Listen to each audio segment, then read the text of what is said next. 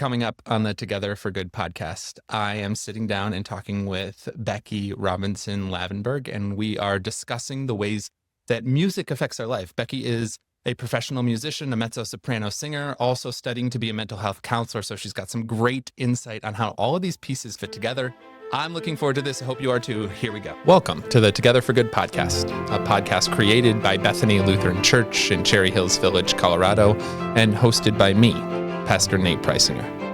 On Together for Good, our goal is to provide practical, engaging content that supports you without expectations.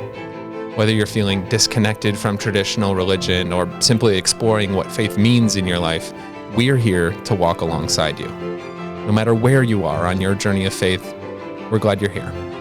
Welcome to Together for Good. Okay, Becky, here we are. Here we are. We've talked about doing this for a long time, so I'm really glad that it finally worked out. Yeah, me too. And I just want to start by you sharing a little bit. You have such an interesting background, and especially compared to some of the other people that I've talked with, not that theirs aren't interesting, but just growing up in a really musical household and having that as such an important piece of your character from the beginning, if I'm remembering the story correctly. Go ahead, just tell us a little bit about your upbringing and how those pieces fit together. Sure, yeah. So I am the daughter of two professional orchestral musicians. I grew up just outside New York City. My dad played in the New York Philharmonic and my mom played in the New Jersey Symphony. I'm the youngest of three, and I was the only one who had any inclination toward music, so I was their last hope to carry the family torch. And your siblings aren't musicians at all? No, not at all. One's a doctor, one works in sustainable business. Wow, I didn't know that. Okay, I didn't remember you saying that. My middle sister can crush at karaoke way better than I can, but yeah, no like formal interest in music. Interesting. Okay, so then as the youngest, you were the last hope. Yeah, they're 13 and 11 years older than me. So they thought all hope was lost. They thought all hope was lost. Exactly. And they were like, yes, we got one. And I did have a sort of natural inclination towards singing at a very young age. And because my parents are musicians, I think they knew what to look for, what to listen for. Oh. Where I don't think you can, I think especially with the voice, because it's biological, there are certain things you can't, I always tell people, like, you can't be a prodigious young singer. You can be a prodigious young piano player. But I think my godmother was a singer and she wouldn't even let me take voice lessons until I was 13, just because there's so much Can you like mess it up? Yeah, or you can just learn bad habits. Yeah. You can learn to imitate people versus like actually learning your own instrument. I think that's what's so special about the voice, right? It's like, I have this instrument that only I can play. Yeah. But I can't see or touch it, which I think is such a bizarre notion. And you have a voice that only you can play. And so I think kids who have a really good ear, I think like the best thing you can do is put them in like a choir if they want to sing, just because I think you can learn some really wonderful fundamentals of music without putting the pressure on them to sound a certain way. Yeah. And did you sing in choirs? Yeah. So I started singing in the Metropolitan Opera Children's Chorus when I was 7. That strikes me as something that you don't just walk into. There were a lot of adjectives describing that choir. There are a lot of adjectives. They were probably even more in the 90s. Not all great. Actually, the audition is really straightforward. They have you sing Happy Birthday in about 12 different keys. Oh. And that's it. I think to this day, that's still the audition process. But in the same sense, they're not taking just anyone. You had to have some capacity or show some talent at that point, even though. Yeah. They pick Happy Birthday because actually it's rather challenging to sing. So I'm sure you've heard it plenty of times at a restaurant where you're like, that's an interesting rendition. Yeah. Yes, it's got like some challenging intervals in it. And so that's why they pick it. And it's a good way to test a kid's range in their ear. And so, some of those like innate musical abilities. Yeah. Yeah. And then I was put into the chorus, and you learn a lot in the beginning and you never on stage. I wasn't on stage maybe for probably until I was about 10. So I spent like first couple of years, maybe 9, spent a couple of years just going to rehearsals every week, learning the repertoire. Then once you're on stage and you're like in those shows, you're expected to be at rehearsals in the middle of a school day, and you're expected to, you can't miss like school is not an excuse. Traffic is not an excuse. High commitment level. High commitment level. Yeah. Which is how musicians always are. Let's That's just. true. Yeah, we're like a high-strung bunch. Very pedantic bunch. Yes. No, it's true. And I think my parents, I've been thinking about this a lot lately. They, I think, really saw the value in that as an educational experience versus a classroom experience in terms of, and my dad Sure. always used to say, I have all my dad's isms in my head, but one of the ones that sticks with me most is never trade an extraordinary experience for an ordinary one. And so I think from his perspective, like this is something Mm, extraordinary that I got to do. So I missed 52 days of seventh grade because wow. at that point I was in basically any show that had a child in it. I was in it. They kick you out once you hit puberty because you don't fit the costumes anymore and you don't look like a kid on stage. Yeah. And for the boys, their voice starts to change. And there is a cap on how long you can do that for. But you clearly kept singing. Yep. And so you didn't, because that level of intensity also seems like it can often make or break an individual. And so we're like Yeah. getting to this point with my son right now where he's playing in more and more competitive soccer situations. Oh, yeah. Yeah. Right. And soccer, youth soccer is crazy because I feel like what he's doing for an 11-year-old is so much. Yeah. And he is honestly like the bottom tier of what this could be at his age. Sure. Yeah. He was telling me too, there's this kid in my school who plays on platinum. I'm like, where is platinum? And he like lists all the things. I'm like, oh my gosh. Yeah. And I'm wondering, he has 3 practices a week and a game on the weekends or a tournament. And I'm like, this is going to break him. Like he's just Yeah. going to quit because he's going to be so sick of it. Yeah. And I I mean- actually think the analogs between a really sort of serious music study and sports are very apt. It's a very apt comparison. Yeah. Not only because of the expected commitment that you're talking about, but also what it does for your brain and that sort of thing, like what it teaches you fundamentally. Say a bit about that. What does it teach you fundamentally? I think like a team sport and singing in a kids choir, for example, I think they teach you a lot about collaboration, teach you a lot about paying attention to your peers, not just focusing on yourself. Again, this is part of why I think like choir is a great environment for a kid for a lot of reasons, but I think it teaches some of those sort of soft skills. And I think that it develops, you learn tenacity, you learn this sort of Grit. the focus, grit. Yeah. All of and I think they both accomplish it by different means, but I think they serve the same purpose in teaching those skills. So I played trumpet all through high school and That's right. college. You told me that. And had a private teacher. My mom really wanted all of her children to be musicians. And so worked with the trumpet professor at one of the small local colleges from 8th grade through high school. And what he always said is he's like, the best trumpet players are swimmers. Or the best musicians, he said, are swimmers, because a swimmer goes down and comes back and goes down and comes back. Yeah. And that's what it takes to be a good musician. He's like, you need to do your scales, you need to do your lip slurs, you need to do your low register, right? Like he had this whole rant that I heard so many times in the course of my study with him. But there's something to that. More to the point too, this is a life skill, which is where I think you were going with all this too, right? Like it really is a life skill to learn that grit and that tenacity. And I tell my kids all the time, like, life is boring. You need to learn how to be bored. I was just actually about to say, didn't you tell me earlier this summer that like a lot of life is learning how to manage your boredom? Yeah, and okay, good. I thought about this a lot since you mentioned it, because I was like, that is so true. And I do think that stuff is boring. That stuff is like mind-numbingly boring. Yeah. And in order to build up that base so that you can do the fun stuff, because the art is fun. I don't do it. I don't sing opera professionally anymore because the time commitment is just Immense. It's immense. And I made a difficult decision around the time I was 30-ish to no longer sing full time. But the thing I miss is the fun stuff, right? I miss playing dress up for a living. I don't get to do that anymore. But the legwork is really, it's work.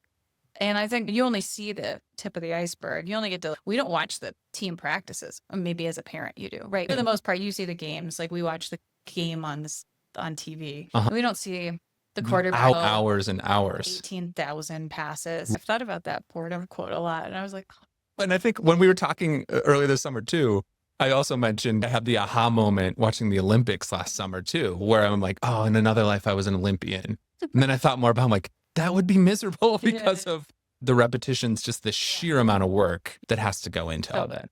But so you did this. I did do this. You really did. Not always so diligently. I will admit that I think certain things came easily to me. So I didn't have to learn the hard work until a little later on, when all of a sudden my pond got a lot bigger and I was like, oh, now I have to learn the hard work. That came a little later for me because I was able to coast on being a little bit of an anomaly in the form of a child who was like, I love opera. Yeah. Especially because I grew up outside New York, so many kids wanted to be on Broadway. And I was like, I couldn't care less about this. So I think I got to ride my little bit of a weirdo wave in my love of classical music. But then I got increasingly bigger ponds, and then all of a sudden, which I'm sure was because of your parents. I gotta think in a household with two professional instrumental musicians that, like, my parents played the Beatles sometimes, the oldie stations, whereas I'm guessing they put on like Brahms in your household. it's a lot of, we played Guess the Composer. I did not do that. Yeah, I know. I don't think many people did that. Yeah, we did a lot of that. And my dad, especially my dad, my mom, she branched out a little, but she fell asleep at a Jimi Hendrix concert. So that gives you an idea of her level of commitment to anything other than her craft. My dad wouldn't even go. He didn't know my mom at the time, but had she said, hey, I have 2 tickets to see Jimi Hendrix, he'd be like, I'm out. why would I want to do that? He can't even. Where is the chamber music? Yes. Yeah. So very much. And then I had a godmother who we met at our church growing up, and it was like a fluke thing. But anyway, she had a professional career as a singer, and she was like a dead ringer for Doris Day. She really lived in the heyday of opera when you traveled with hat boxes and things like that. And she just had everything about her world was like glamorous. And she had been diagnosed with breast cancer in her early 40s. Anyway, put a stop to her career pretty abruptly. And so by the time I knew her, she had been singing for decades. But she had all these posters of her productions and La Scala, and and the Med, and there were these big black and white posters that lined her home. And somebody had made a doll replica of her in one of her costumes. Everything was so glamorous. So I had her as a role model too. Absolutely. Which definitely, I think, informed my especially because because it was not one of your parents. Yeah. So you could look up to her, see this person as a role model, because we would never do that for our parents, I don't think. It's just not how it works. No. But you mentioned there you met her because of a church connection. Yeah. And that's also like a big part of this whole story. I think especially because of the type of music that you sing and the type of music that the classical music, that type of work, a lot of it is church music, or originally was. Sure, yeah. You could probably say more about this than I can, but one of my favorite things, Bach is renowned as such an accomplished musician, and he wrote church music. And I don't think people realize that all the time. It's like, no, like almost everything was for this Sunday, right? Like the 11th Sunday, the 12th Sunday, and the way that, like, and I'm sure he's just one example of many, but people tended to write this music for the church. Fair? Oh, yeah. Actually, one of the most like profound moments I had in a voice lesson was with my grad school teacher. He was like a very preeminent performer of Bach. And that's where a lot of like my love of Bach's music comes from, was just learning it through him. But there's a lot of pressure in opera to like put your stamp on something, right? To your interpretation. And I was working on something and he stopped me and said, listen, Bach wasn't trying to convert anyone. He stop proselytizing and sing the music. And it was such a liberating notion to me. It sounds harsh or something. And he didn't mean it like that at all. He was just saying, you don't need to do the interpreting. It's all in the music here. And his point was like, Bach wasn't trying to, as far as Bach was concerned, everyone in the room was a believer. He didn't need to convert them. They were there. And so I think it alleviated me from this burden that I think I always felt with more traditional opera, which was, I have to make this mine. And he was like, no, make it Bach's and be really good at it. And it's a real mindset shift, is what I'm hearing you say, is that opera is about the performer in so many ways, of give us your interpretation of this using your phrase, right? Like your instrument, your unique voice. But this is more, there's something deeper going on, but that with the church music, there's something more that you just need to trust in and allow it to be. His point was like, it's all in there and you don't need to reinvent the wheel with it. Be really good at doing it, but you don't.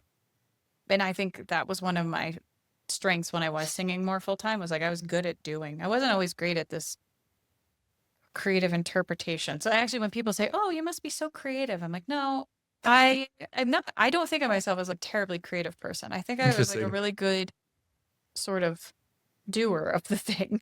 I was like a Yeah. good, I don't know, that's a clunky way to say it, but I think that's why I don't think of myself as super creative because they're not my ideas. I'm just a channel for somebody else's ideas. And I think his point about Bach's music is like everything, he put everything you need in the music, and the music was for the church. Yeah. And so he's like, you just stop trying to convert people. Like just let it be what Let it'll it be. be what it is because it's all in there. And I found that personally liberating. Uh, And it's also like particularly on point with Bach because it really is all in there. It's so it's, complicated. More to the point on all this too is that because of singing, you found yourself in church a lot. I did. Yeah. And what was your kind of experience of that growing up, especially because people, there's a typical kind of life cycle as it comes to involvement and participation in communities of faith, where it's like you go as a kid because you're dragged there. And then as soon as you have the option to not go, you decide to duck out most of the time, unless you've really found connection. And then maybe you cycle back later on in life, or maybe not. I'd say that was like that was like mostly my trajectory.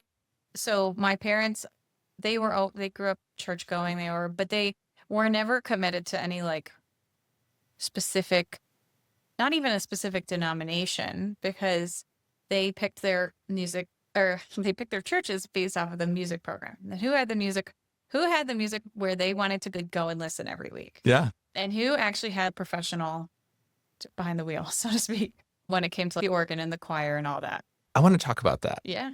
Because, and you were saying before we hit record that was always your mindset too, because that's what you'd been told. Like, no, you pick it for the music program. What do you mean people pick it for something else?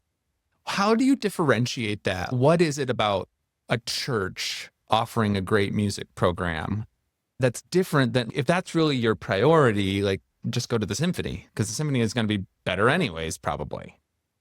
True. So I imagine though, in your mindset and your family's mindset, there is a distinction here. In their case, they'd be like, go to both. So, we have your solution. There's not a symphony performing at 10 a.m. on a Sunday. No, I was going to say, like we were talking about before we hit record, they had their order of priority. So it wasn't just the music. That was the first litmus test that a church had to pass. Then they really they preferred, at least this is how I understand it. They've never said in so many words, but they preferred churches where the sort of pastoral and preaching staff were really well educated in not just their lane. They liked a sort of diversity of thought. And I think they found that more spiritually engaging to be able to look at Christianity in the context of the broader world. A number of different areas. Okay. And not just, I think, because I say so, theology just never flew for them. And I think so. And then I would say like other things trickled down from there. They wanted a sense of community. So why not just go to the symphony? I think for me, it's the church serves a different function in my life. It's not there to entertain me, whereas the symphony is there to entertain me. But so for them, it was like, in what order do they have to pass the bar? Yeah, no, so that's a really good point. And I think when some people hear you say, oh, you just picked the church based on the music program and who knows what they're doing, that where a lot of people's mind goes is, oh, then it's all just about entertainment. Yeah. I also think, though, the music program, for at least for my parents, was indicative of those other things, too. Fair. Because certain church traditions that have maybe a music program that was less appealing to them are also then not going to have X, Y, and Z thing. Like they're traditionalists, right? So they are only going to go to church and denominations that are like following a pretty traditional liturgy. So while they weren't faithful to one specific church, I think that the music program and the pastoral staff were indicative of the type of church they were getting, broadly speaking. Right. Kind of looking for a place that's more thoughtful. Maybe that's just like what I hear. Because what I also hear you saying is it can't be just do what it's. I said it, so trust me. And like in order to pull off a excellent music program, there's a lot of thought care expertise that needs It's to just go like into it. I love my parents very much. They're snobs too. So there is a degree of like intellectual snobbery that I think goes along with the Okay. kind of highfalutin music. And I don't mean to denigrate other types of churches by any means. It's just that's not what was for them. Mm. And so I do think that the common link between the music program that they liked and then again that sort of curious and slightly more not maybe open-minded pastoral staff is intellectual curiosity. No, and maybe Like, that's the best way to determine. yeah. Okay, but enough about your parents. Like, what about you? I think I very much took up the mantle there. That's the short answer. The long answer is I've sung in many different types of churches because for a long time I had to go where the work was. And Yeah. I simply couldn't afford to turn down a decent church job because I didn't align with the church. That being said, I had a few experiences where I was like, it's hard to believe that we both operate under the banner of Christian because I feel like our values are so polar opposite of each other. Similar to my parents, like I'm not very interested in, because I said so, theology. Like that's not how my wheels turn. And I find that You also want the intellectual curiosity. yeah, I find that dissatisfying and then and if anything, actually repelling. Whereas if somebody invites me into a conversation where it's like, hey, I don't have all the answers and this thing is complicated and messy and let's dig in and here's what other traditions say about this. And like, I find that so much more engaging and frankly welcoming as like a stance. Yeah. Because it's not predicated on the belief that I have the right answer, the end, period. And I think that there's something, and maybe I'm just trying to fit these two together, but I do think there's some interesting connection between music and what you're describing, because music has this artistic element to it always, even if you're singing Bach and you just need to let Bach do the work, but there is a piece to it. There's an intellectual curiosity to music, wouldn't you say? Oh, yeah. You could probably speak better about this than I can. In fact, I know what I said about Bach, this will sound contrary to it. I actually think that one of the things that drew me to Bach a lot was this sort of intellectualism in it, inherent in his music. Not as, and actually maybe this isn't contradictory at all. It's not as performative. It's not as emotive. And so for people who are really drawn to like the kind of high drama of Puccini, like they might find Bach to feel a little stilted or restrained in a way that they find unrewarding. I think of Bach like a crossword puzzle or something, which I also love. And Me too. So do my parents. So Bach to me is like a musical crossword. And the more you dig, the deeper the well gets. I don't know if that's the case with every composer that ever existed. I think some of it can really appeal to base emotional instinct. Yeah. I don't necessarily know that it rewards the same degree of scrutiny. Maybe that's my shortcoming and I haven't. No, I think we know like what Nickelback was trying to say. There certainly is a lot of music out there that is an inch deep. That's funny. One of my friends had like a campfire question. It's what's an unpopular opinion? And my husband's answer is always, I really like Nickelback. All right. I didn't know this. I think that's a fair analogy to make. I think even within the realm of classical music, there's certain types of composers and music that attract a certain type of singer. And then Bach and certain types of early music, but I think Bach especially because he was so prolific, there's just so much to work with. Do you think that the fact that he was constantly writing church music plays into the depth? I wonder about that because if you're trying to give expression to the divine, like you're dealing with something that is by definition infinite. And so like, how can you not create something that is just expansive? Yeah. I mean, I think you have to be a genius to do so. And I think he probably was. And he was also deeply devout himself. So that it wasn't performative for him. It was very much personal. But I think there's absolutely truth to that. And I'm not a scholar by any means. Like there are people who, I'm not writing dissertations on Bach, but I do know that like he works in motifs and things like that do actually represent sort of the symbolism of, or various symbology of the church. And like, it's all very layered in that way. And that's 100% intentional. But so where would you say Where do you fall on all of this, especially given the course of your life? I'm sure it's been different at different times. You speak about how Bach himself was so devout, and that gives expression to the artistry that he brings out. For you, I'm sure at sometimes, like you even said, it was a job Oh, yeah. more than it was anything else. Where do you feel like you are at today? I actually think that my sort of cyclical life within the church, it mirrors a lot of my cyclical life in music in that. So I grew up going to church, then I took time off and was like, yeah, I'm a teenager, not interested. But then because I was singing, the music is what kept me in the church and kept me returning in various iterations. And then I got to see, okay, this is a church community that I really like. And this is a church community that does not speak to me whatsoever, or I feel like an outsider, I don't feel welcome, whatever it might have been.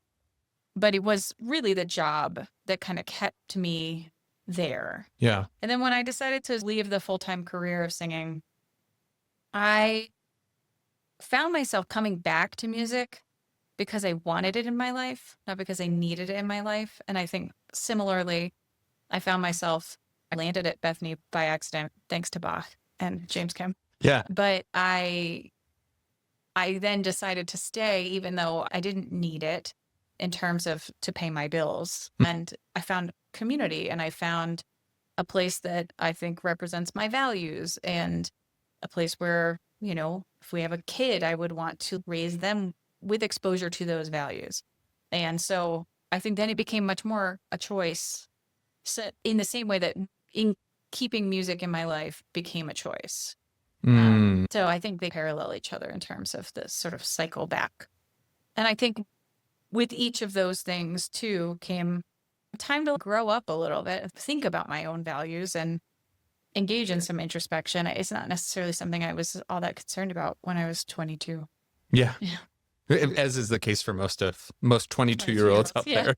Yeah. But in the same sense, thinking about values, one of the things I did want to talk with you about, I know you're working on this project, or your friend's working on this project and consulting with you about the ways that musicians develop certain values so far beyond the scope of what we normally revere them for. Yeah. Is that an okay way to put it? Explain a little bit more about it. Yeah, I think that's actually a good way to put it. So the project is trying to both quantify and share and qualify the inherent value that musicians bring. We're focusing specifically on professional space. So for people like me or my friend who they were at one point full-time artists, right, and now no longer. For one of those things, that was a difficult transition for me to make. There was a huge identity crisis. I'm sure. That came hand in hand with that. It was if I'm not a singer, who am I? And then also learning to articulate, what is it that I bring to an employment situation that is unique to the fact that I have this arts training. And frankly, that my training wasn't for naught. Because I think I did have a moment of where it's I just wasted X many years of my life, and I have these music degrees. Who cares about that? Yeah. And so the project is really, it's partly to help broaden the cultural conversation around what artists can bring, and this sort of inherent way of seeing the world that might be a little different than somebody without the arts. And so it's valuable for employers, but it's also teaching the artists themselves that they are more than just their art.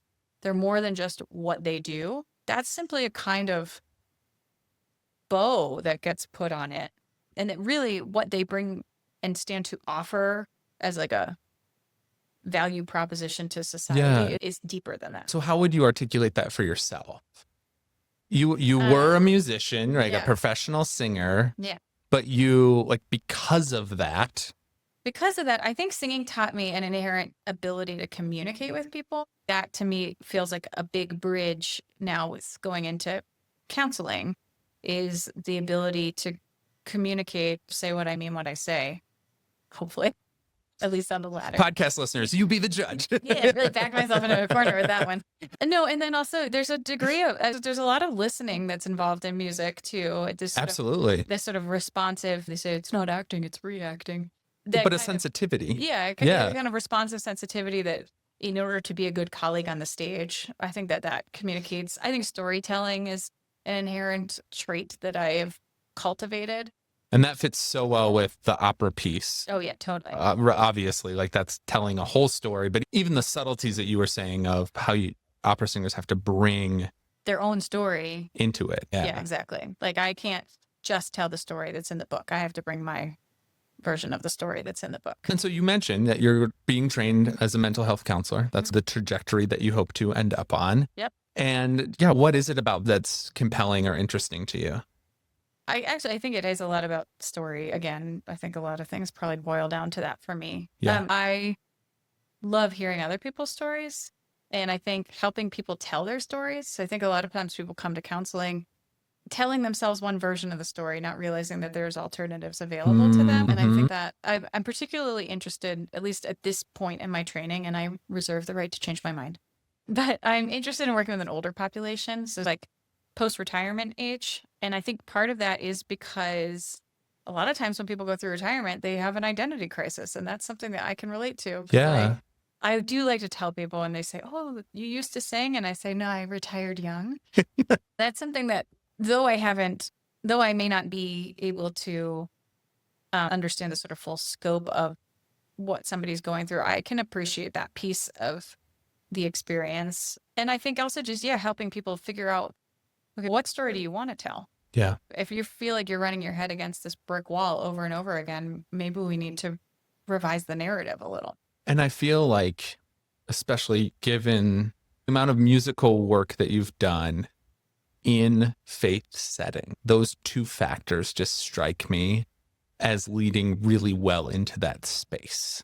Yeah. Of like listening and understanding other stories. Like that's what music is in so many ways, is it's trying to tell a story, but then you as a musician using your instrument, trying to find ways to express that's compelling, that's emotionally sensitive to the audience. There's so much there that just strikes me as fitting into a counseling space. Yeah. And in particular, and then I'm really biased too, of like when we're talking about mental health, I do think that even if you can't bring in the like cold hard themes of faith in a very, as a Christian counselor, sure, there's still so much there that's what faith is trying to talk about and help with. Yeah. No, like you're cared for, you have value, you have purpose, you have identity, you are worthy of love. Like all of that is what people in mental health crisis are often lacking. Yeah, totally. Is an understanding of that. Obviously, you know this because you had to write my reference, but I'm at Denver Seminary doing this degree. And part of why I picked seminary is because even though the school is oriented to a different faith tradition than what I'm used to, and so I'm a bit of a black sheep at times, but I wanted to feel well-versed in how to make those connections and how to speak about them a little more fluently, because I think I grew up doing an awful lot of listening in church. Yeah. But I didn't ever talk about my faith until, I don't know, 2 years ago. Actually, even just being able to like speak about it out loud, that's been something that seminary has really helped me do, because I just haven't always been around peers who are going to engage in those types of conversations with me, or in spaces where I can wade into that and feel comfortable going there. But I know that there may be clients who walk in the door, regardless of what their faith is, they want to talk about faith. And I didn't want to feel scared to engage in those conversations or feel like I lacked the vocabulary and hadn't done the work for myself. And so I think that's this layer that the program stands to offer that I'm finding really valuable and sometimes challenging. Like it's definitely stretching me in a lot of ways, but that was the point, and that's why I picked it. Yeah. And I think too, I know the last time that you and I chatted, you were struggling through some Bible classes. And you weren't, I shouldn't say struggling. No, struggling is the right word. And I just took the final today, so we'll see. No way. So here's hoping it passed. Yeah. But what's interesting, and there's certain people who, if they hear just this snippet of what I'm about to say, all the alarm bells will go off and they'll yell at me. And so I'll preface it by saying, for Christians, the Bible means so much more. And it's wisdom literature. And it has brought value and direction and purpose to people's lives for thousands of years. Yeah. And I think there's a certain population of people who, if you said, hey, I came across this really incredible ancient Near East wisdom literature from 6,000 years ago that's been passed on. They're like, oh, what is it? That sounds really compelling. Yeah. It's the Bible. And then they're like, I got it. But I think there is, as a counselor too, like just knowing these stories, even if you never directly like chapter and verse, but it's just like, no, have you ever thought about, there's so much in there, and there's a reason that it's been valuable for generation after generation of people. Yeah, absolutely. In terms of helping guide, direct. One of my essays was about wisdom literature today. So how about that?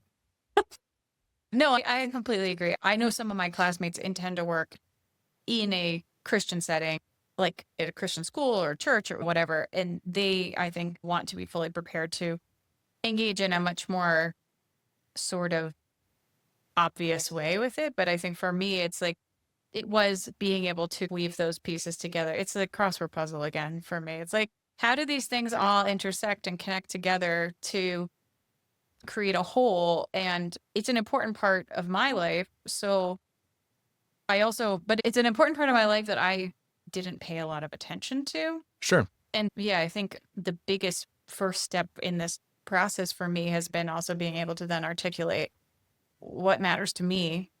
How am I different than some of the things that I hear in the classroom? And is that okay? Yeah. And then I call Nate and I say, is this okay? There are those moments, but no, it's doing the introspective work around it. And then having a place like Bethany where I do feel like, okay, this is a space where I can like chew on some of those sticking points for me and try to make sense of them. And it feels like a safe environment for me to do that. And I admired that in the sermons that I've heard, you guys don't really shy away from, oh, we got a really gnarly Old Testament reading this week. Yeah. Let's unpack that one. And I appreciate that because I think it would be easy to be like, okay, anyway, let's get to the gospel. And right. But I think that's going back to what were those benchmarks for picking a church. For me, it was like, you got to be able to look the hard stuff in the face. And frankly, I think that is a good analogy to counseling too, which is you can't really run from it. You can't hide from it. It's still there.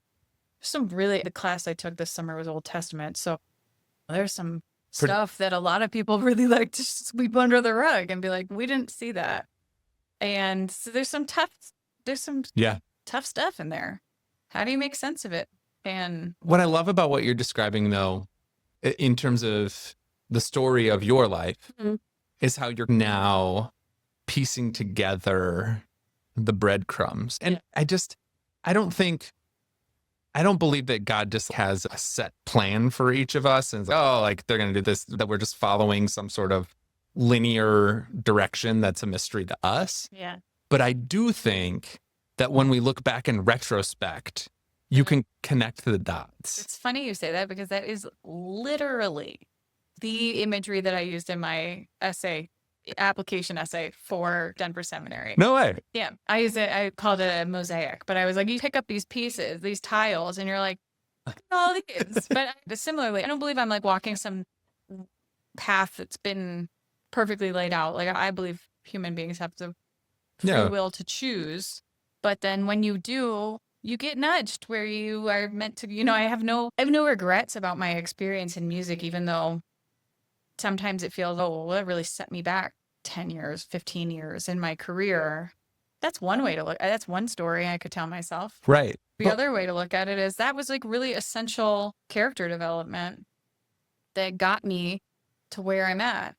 And then I worked, there was an interim where I worked in advertising for 8 years between leaving singing and starting my degree at seminary. And I always knew this is not where I'm intended to end up, but it's where I'm intended to be now.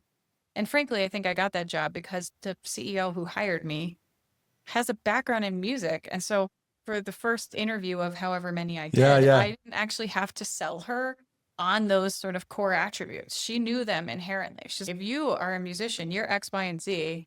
You're good at this, you're good at that. And I was like, oh, that's what I was going to say. Yeah. The thing too, though, about what you're describing is it's also like we have such a mindset in the West, I think in particular, of always thinking that we need to be headed somewhere. And you're saying like, oh, I was set back professionally 10 years. Like, no, like you had 10 years of incredible experiences, even more than that, I'm sure, as a professional musician, and a lot of hard work, but a lot of character development. And also, what are you in such a hurry to get to? Totally. We talked about that too, I think, this summer, of just the ways of that we have this mindset so often of, oh, I need to get there. I need to arrive there. And there's not a lot of contentment. I feel like that was the word that was thrown around. It's like, no, there's something really important about learning to just appreciate where things are and to recognize that you don't need to be in such a hurry to get somewhere else. Yeah. Yeah. And I think you described it at some point to me as Christianity is not a destination. Yeah. And I think that applies here too. It's happiness is not a destination. Right. Being a Christian is not a destination. And yeah, when it comes to your profession, there might be milestones you have to reach. I have to get accredited. That's a destination. But that is not why I want to be a counselor. I'm not doing it so that I can be like, I'm accredited. Yeah. I'm doing it so I can be a counselor, which hopefully is a dynamic thing that will change over the course of the time that I do it. Exactly. And and I never thought of tying Christianity into that too, which is no, being a Christian is just being. Yeah. And it doesn't have to represent this end state of you don't belong into. I have arrived. Yeah, exactly. Yeah, exactly. So, this question's coming. In everything, right? Like with all of this, I'm always interested in asking people why they still choose to be involved in a community of faith. And so that's my last question for you. Why do you think you're still here? You literally said it, community. I think the church offers a unique proposition to people, which is the opportunity to engage in a community where you can relate to each other based on your values. It's not based on your hobbies. It's not based on you find people who, I love racquetball, you love racquetball, but it's not about that. Nobody plays racquetball. It's all pickleball. Keep going. I know. That's what I meant.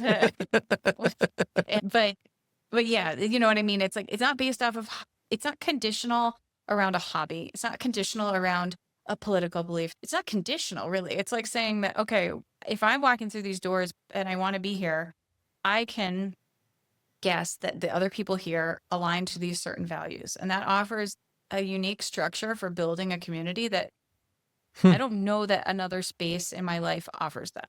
Yeah.